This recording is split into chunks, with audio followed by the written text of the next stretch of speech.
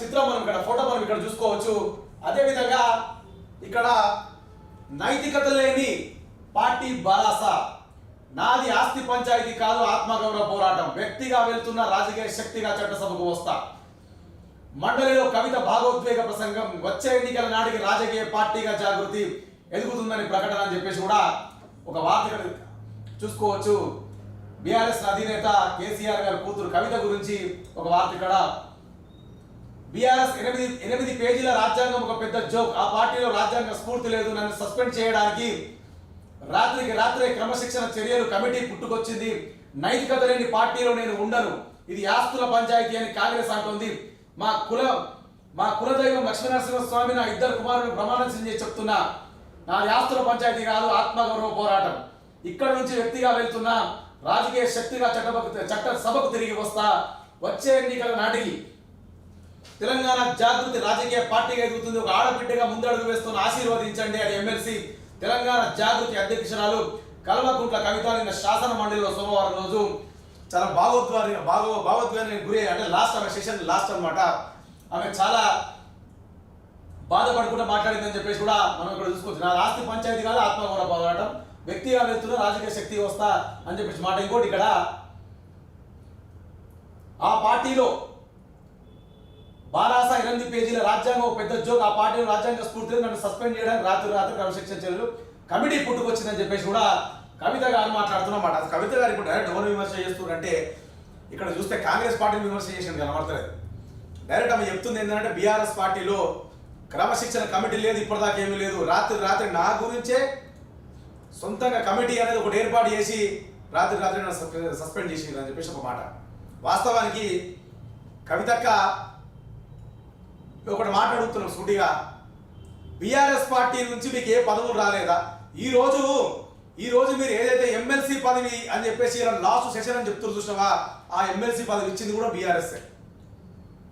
ఒకప్పుడు మీరు బీఆర్ఎస్ ఎంపీగా పోటీ చేసి గెలిచింది కదా నిజామాబాద్, అది కూడా ఇచ్చింది బీఆర్ఎస్. నేను ఏమంటున్నా అంటే బీఆర్ఎస్ పార్టీ మీద ఇంత దుమ్మెత్తి పోస్తుంది కదా ఇలా, నేను ఏమంటారు, పార్టీ అధికారం పోయిన తర్వాత ఎందుకు దుమ్మెత్తి పోస్తున్నారు మీరు? పార్టీ అధికారంలో ఉన్నప్పుడు అన్ని మీకు అనుభవించారు కదా, అన్ని పదవులు అనుభవించారు, అన్నీ అయినాయి కదా. కేసీఆర్ కూతురుగా కూడా మీరు అన్ని అనుభవించారు కదా. మీరు ఇలా బయటకు వచ్చి ఇట్లా మాట్లాడితే ఏమొస్తుంది మీకు? ఒక బీఆర్ఎస్ అనేది నిన్న కూడా ఒక మాట మాట్లాడుతున్నారు, తెలంగాణ రాష్ట్రంలోనే టీఆర్ఎస్ పార్టీ పెట్టుకుని తెలంగాణ రాష్ట్రంలో న్యాయం చేయని వాళ్ళు ఇక ఏమి పొడుగు చేస్తామని చెప్పేసి మీరు నేషనల్ వేరు బీఆర్ఎస్ పార్టీ పెట్టారని చెప్పి ఈ క్వశ్చన్ ఏదో అప్పుడే అడగవచ్చు కదా. బీఆర్ఎస్ పార్టీలో మీరు ఉన్నప్పుడు అధికారం అన్వయిస్తున్నప్పుడు అడగవచ్చు కదా, ఎందుకు అడగలేకపోయారు? ఆ మాట అడగలేదు ఇప్పటిదాకా, అది జరగలేదు, సరే అయిపోయింది, పదవులు అనుభవించారు. ఒక్క మాట మీకు మీరే సూటి ప్రశ్న వేసుకోరు, ఒక మాట వేసుకోరి.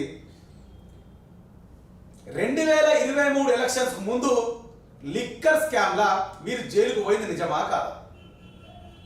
జైలుకు పోయి జైలు జీవితం గడిపి రాలేదా? ఆ ఆరోపణలు మీ మీద ఉండబట్టినే కదా. ఇప్పుడు ఎవరినైనా ఉత్తరం తీసుకుపోయి జైలు అయితే ఏ ఆరోపణలు లేని అన్నట్టు, ఎటువంటి ఎవిడెన్స్ లేని, ఎటువంటి సాక్ష్యాలు లేని ఉత్తరం తీసుకుపోతే జైల్లో కూర్చోబెట్టారు కదా. మీరు చేసిన లిక్కర్ స్కామ్ వల్లనే తెలంగాణ రాష్ట్రంలో బీఆర్ఎస్ పార్టీ అధికారం కోల్పోయింది అంటారు చాలా మంది కూడా. అందులో కూడా ఖచ్చితంగా ఇప్పుడు బీఆర్ఎస్ ఎమ్మెల్యేలు తప్పిదం కొంతవరకు ఉన్నది, నేను లేదని అంటలేను. అది ఒక ఎత్తుంటే అంటే ఎట్లుంటారు పబ్లిక్, ఎట్లుంటుంది అంటే కేసీఆర్ గారి మీద ఆల్రెడీ కేసీఆర్ మీద ఒక మాట మాట్లాడుతుంది, కాళేశ్వరం 1,00,000 కోట్ల స్కామ్ చేసిన రేవంత్ రెడ్డి ఒకటే డబ్బా కొట్టుకుంటూ వెళ్ళిపోతుంది.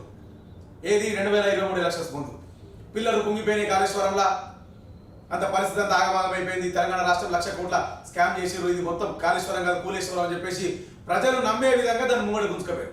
దాంట్లో సొంత బిడ్డనే వచ్చేసి లిక్కర్ స్కామ్ చేసి జైల్లో పోయి ఉన్నది, ఇసుంటలో మనం నమ్ముతామా అని చెప్పేసి ఆ రోజు ఇదే రేవంత్ రెడ్డి డబ్బా కొట్టుకుంటూ మాట్లాడాడు. లాస్ట్కి వస్తే మీరు జైలుకు పోయింది, మీరు చేసిన లిక్కర్ స్కామ్ కూడా బీఆర్ఎస్ పార్టీ ఓడిపోవడానికి కూడా ప్రధాన కారణం. పార్టీ ఓడిపోయిన తర్వాత ఎవరిని అంటే అందరూ హరీష్ రావు కావచ్చు, కేటీఆర్ గారు కావచ్చు, బీఆర్ఎస్ ఎమ్మెల్యేలే కావచ్చు, యావత్ తెలంగాణ బీఆర్ఎస్ పార్టీ మొత్తం మీకు అండగా నిలిచింది. అప్పుడు ఇది మర్చిపోయింది, మీకు అండగా నిలిచి మీకు సపోర్ట్గా ఉన్నది.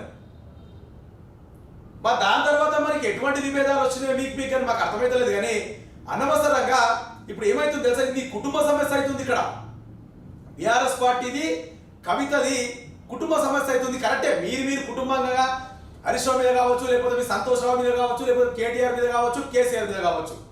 సరే మీ కుటుంబ సమస్య మీకు ఏమి లావాదేవీలు ఏం లెక్కలు మాకు తెలియదు. కాకపోతే ఏంటంటే మీరు అట్లా మాట్లాడుతున్నారు కదా, కానీ ఎఫెక్ట్ ఎక్కడ కొడుతుంది తెలుసా, బీఆర్ఎస్ కార్యకర్తల మీద ఎఫెక్ట్ కొడుతుంది. కాబట్టి ఏమంటున్నాం అంటే ఏదున్నా సరే ఒకటే ఒక మాట మీరు ఇప్పుడు అర్థం చేసుకోవాల్సింది ఏంటంటే, ఎప్పుడు చూడు బీఆర్ఎస్ పార్టీని మీరు పార్టీ అనుభవించారు, పార్టీలో మీరు కంప్లీట్గా పదవులు అనుభవించారు, పార్టీ మీద పదవులు అనుభవించి పార్టీ దిగిపోయిన తర్వాత మీరు ఇప్పుడు వచ్చి బయటకు వచ్చి మాట్లాడుతారు. ఇది అప్పుడు ఎందుకు మాట్లాడలేకపోయారు?